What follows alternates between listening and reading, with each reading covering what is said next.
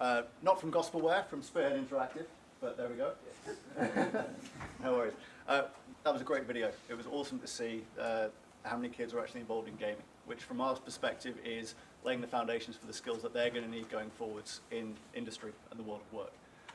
What I want to do is kind of work on three main areas and how they're all kind of juxtaposed against each other: industry, education, and also the digital skills that we need to drive the industries forward.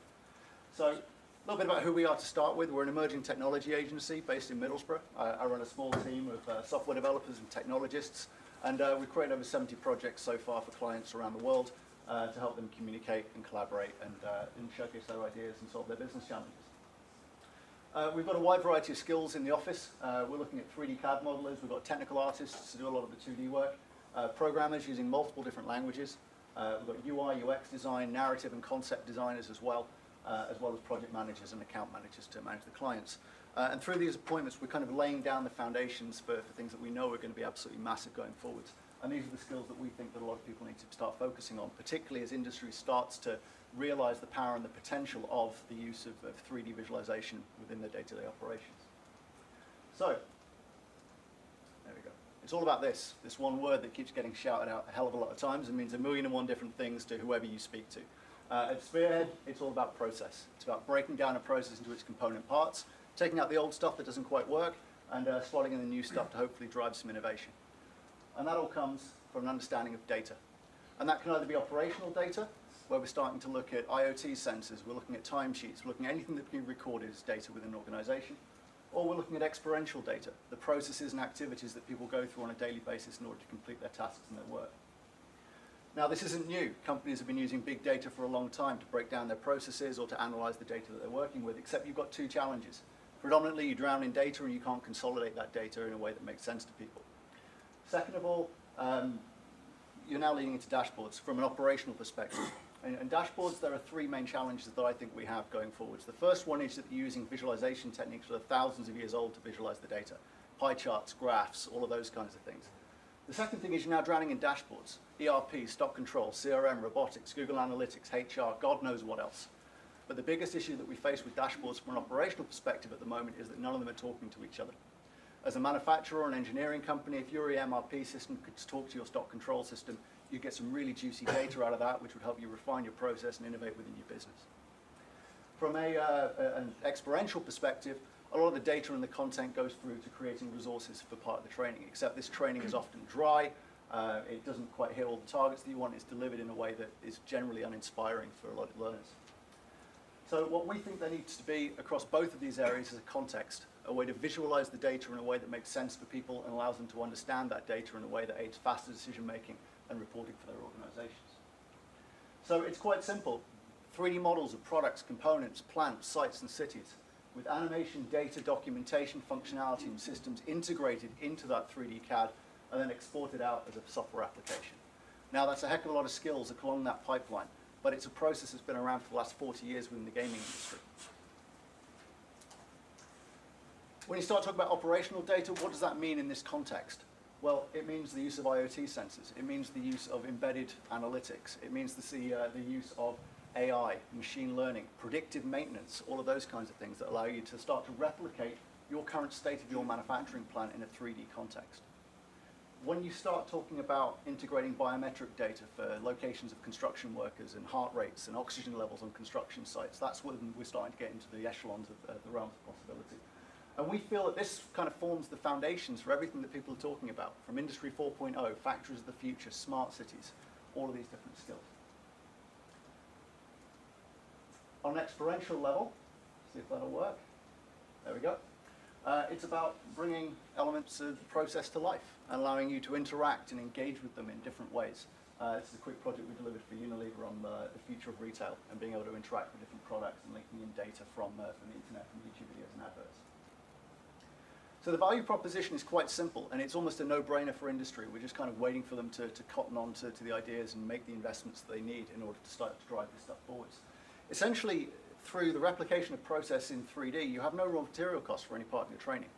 There's no health and safety concerns for your employees. There's no plant or productivity downtime whilst people are using machines for training. You've also got improvement of employee engagement because, hey, heaven forbid, this stuff should be fun. We've got a higher knowledge retention within virtual environments as well. And because we're using a technology that can be distributed globally, there's a real opportunity for businesses to generate brand new revenue streams for their organizations as well. And of course, all of this stuff can then be embedded back down into the education sector as well. So not only industry is able to benefit, but the kids coming up through the ranks are going to be able to as well. And that video there was testament to the fact that they're all fully trained in this stuff already.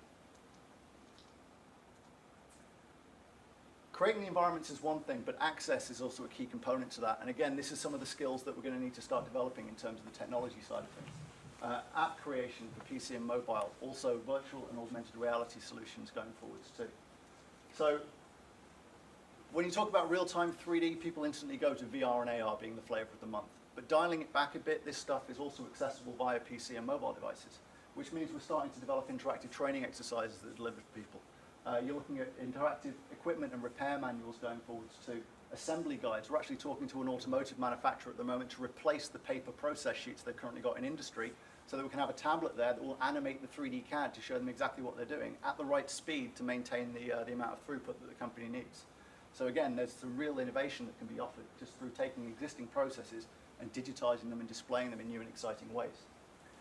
That's not to also induction material as well, project management solutions, and also site tours that take up a lot of time for clients as well. From a VR perspective, this is where it gets really interesting for us. See if that'll work as well. Great. So what we're looking to do is replicate processes with VR. You can just drop that volume down. There we go. Excellent. VR is about fully immersive content, but it's not just about the headsets. We've invested in over 65 pieces of hardware so far that will let people both see the environments, start to navigate around them through the use of 360-degree VR treadmills, use finger and body tracking systems to let you see yourself inside of the environments, and also full haptic suits that will let you feel the environments as well. So the ability to truly believe that you're inside of an experience isn't something that's going to happen in the next 2 or 3 years. It's something that happened 2 or 3 years ago. We're just waiting for everybody to start catching up with this stuff now. Augmented reality as well is another one. So rather than being inside of a new world that you can't replicate, this is about overlaying data and information and all the types of process that you would need to in the context in which it exists.